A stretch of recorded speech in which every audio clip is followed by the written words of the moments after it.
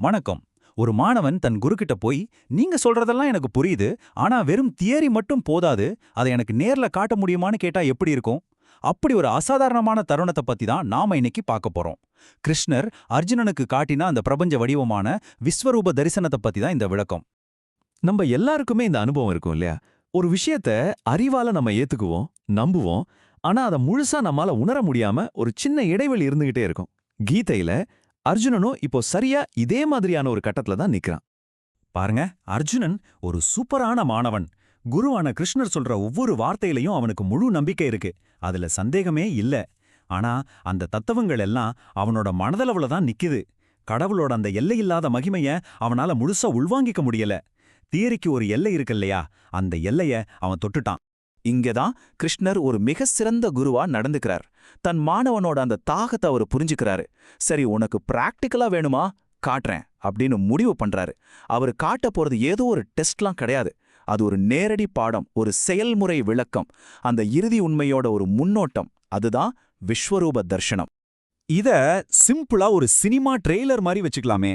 யோசிச்சு பாருங்க, ஒரு படத்தோட கதைய வெறும் காதால கேட்கறதுக்கும் அதோட ட்ரெய்லரை கண்ணால பாக்குறதுக்கும் எவ்வளவு பெரிய வித்தியாசம் இருக்கு இல்லையா? அந்த ட்ரெய்லர் அந்த 2 நிமிஷத்திலேயே படத்தோட பிரம்மாண்டத்தை நம்ம கண்ணு முன்னாடி கொண்டு வந்து நிறுத்திடும். அதே மாதிரி தான் கிருஷ்ணர் இப்ப அர்ஜுனனுக்கு இந்த பிரபஞ்சத்தோட ஒரு முன்னோட்டத்தை காட்ட போறாரு. கிருஷ்ணர் காட்ட போற அந்த விஸ்வரூப தரிசனத்தோட மைய கருத்தே இதுதான். நாம பாக்குற இந்த முழு பிரபஞ்சமே கடவுளோட ஒரு மாடல் தான். அதாவது நம்ம பாக்குற எல்லாமே, கேட்கிற எல்லாமே எல்லாமே கடவுளோட வெளிப்பாடு தான். இப்ப நாம நின்னுகிட்டு இருக்கும்போது பூமி நமக்கு தட்டையா தானே தெரியுது. ஆனா ஒரு குளோப பார்த்தாதானே, ஓ இது உருண்டையா இருக்கான்னு முழு உண்மை புரியுது. அதே மாதிரி தான் நம்ம சாதாரண கண்களுக்கு இந்த உலகம், மனுஷங்க, மரம், செடின்னு எல்லாமே தனித்தனியா தெரியுது. ஆனா அந்த விஸ்வரூப தரிசனம் இது எல்லாமே ஒண்ணுதான். அந்த ஒண்ணுதான் கடவுள்ன்ற பெரிய உண்மையை உடைச்சு சொல்லுது. சரி, இப்போ அந்த பிரம்மாண்டமான தரிசனத்துக்குள்ள நாமளும் போவோம். அர்ஜுனன் அப்படி என்னதான் பார்த்தான், அதை விட முக்கியமா அந்த தரிசனம் அவனோட மனச, உணர்ச்சிகளை எப்படியெல்லாம் புரட்டி போட்டதுன்னு பார்க்கலாம். அர்ஜுனனோட உணர்ச்சிகள் ஒரு 3 கட்டமா மாறுது. முதல்ல ஆச்சரியம், அப்புறம் பயம், கடைசியா பக்தி. இது சும்மா ஒரு மூட் ஸ்விங் மாதிரி இல்ல, இது ஒரு ஆழமான ஆன்மீக பரிணாமம். ஒவ்வொன்னா என்னன்னு பார்ப்போம். முதல்ல வர்றது ஆச்சரியம். அப்பப்பா, கற்பனை செஞ்சு கூட பார்க்க முடியாத ஒரு காட்சி. இந்த முழு பிரபஞ்சமும், எல்லா தேவர்களும், அசுரர்களும், உலகங்களும் தனக்குள்ள அடக்கி வச்சிருக்கிற ஒரு ரூபத்தை பார்க்கறான். லாஜிக்கெல்லாம் அங்க வேலைக்கே ஆகாது. அவனால திகச்சு நிக்க மட்டும்தான் முடியுது. அந்த ஆச்சரியம் அடங்கிறதுக்குள்ள அடுத்து வருது பயம். கடவுள் வெறும் படைக்கிறவர் மட்டும் இல்ல, இதே பிரபஞ்சத்தை மொத்தமா அழிக்கிற சக்தியாவும் அங்க தெரிகிறார். எல்லா உலகங்களும் அவர் வாய்க்குள்ள போய் நொறுங்கிறத பார்க்கறான். அந்த எல்லை இல்லாத சக்திக்கு முன்னாடி நான் ஒரு தூசு, ரொம்ப ரொம்ப அற்பமானவன்னு உணரும்போது அவனுக்குள்ள ஒரு பேரச்சம் உண்டாகுது. ஆனா அந்த பயம் ஒரு நல்ல விஷயத்த செய்யுது. அது அர்ஜுனனோட அகந்தைய, அதாவது நான் செய்றேன், என்னால முடியுங்கிற அந்த எண்ணத்தை மொத்தமா உடைச்சு நொறுக்கிடுது. எப்போ அகந்த உடையுதோ அப்போ அங்க என்ன மிச்சம் இருக்கும்?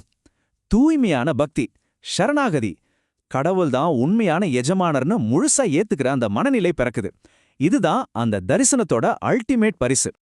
அந்த தரிசனம் அர்ஜுனனோட உணர்ச்சிகளை மட்டும் மாத்தல, அவனோட கடமை, செயல், வாழ்க்கை பத்தின மொத்த பார்வையுமே மாத்திடுச்சு. அதிலிருந்து கிடைச்ச பாடங்கள் என்னன்னு இப்ப பார்க்கலாம். அந்த தரிசனத்துல அர்ஜுனனுக்கு கிடைச்ச ரொம்பவே ஆச்சரியமான ஒரு ஸ்லோகம் இது. நீ யாரையெல்லாம் கொல்லணும்னு தயங்கி நிக்கிறியோ அவங்க எல்லாரும் ஏற்கனவே என் கால வடிவத்துல இறந்துட்டாங்கன்னு கிருஷ்ணர் காட்டுறார். இது அர்ஜுனனுக்கு ஒரு பெரிய உண்மையை உணர்த்துது. நம்ம வாழ்க்கைய ஒரு சினிமான்னு வச்சுக்கோங்க. கடவுள் தான் அதோட டைரக்டர். ஸ்கிரிப்டை எழுதுறதெல்லாம் அவர்தான். ஒரு நடிகரோட வேலை என்ன?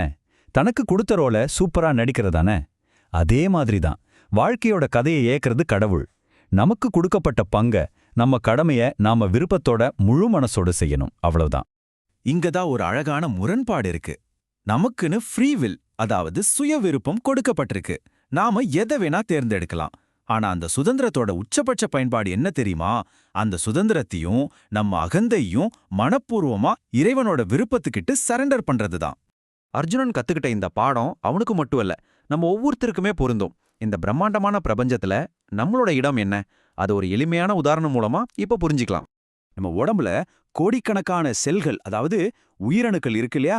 அதுல ஒரு தனி செல் மாதிரி தான் இந்த பிரபஞ்சத்துல நாம. அந்த செல் எப்படி உடம்போட ஒரு பகுதியோ, நாமளும் இந்த பிரபஞ்சத்தோட ஒரு பகுதி. அந்த செல்லையும் உடம்பையும் பிரிக்கவே முடியாது. நம்மையும் பிரபஞ்சத்தையும் பிரிக்க முடியாது. யோசிச்ச பாருங்க, ஒரு சின்ன செல்லுக்கு இந்த முழு உடம்ப பத்தியோ மூளைய பத்தியோ எதுவும் தெரியாது. ஆனா அது தான் வேலைய சரியா செய்யுது. அப்பதான் உடம்பு ஆரோக்கியமா இருக்கும்.